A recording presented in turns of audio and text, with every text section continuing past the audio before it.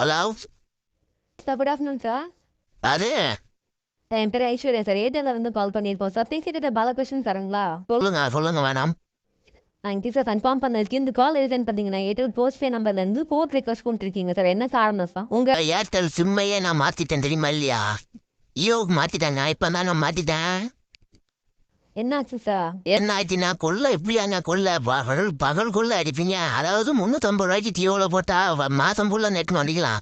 இங்கே 449 ரூபா போட்டா கூட உங்கள் டேட்டா ரொம்ப ரொம்ப இன்டர்நெட்டு வந்து ரொம்ப பூராக இருக்குது. அதாவது ரொம்ப மோசமாக இருக்குது.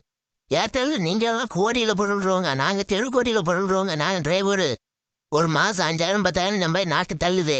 நீங்கள் வாட்டுட்டு இப்படி என்ன மாதிரி ஒரு 10 டிரைவர் கழுத்தெடுத்தா போதும் போலையா? வேலை பார்க்க வயிற்றுல அடிக்காதீங்க. ஏர்டெல் சுனில் அம்பானிட்ட சொல்லி நல்லா இருக்க மாட்டாங்களா?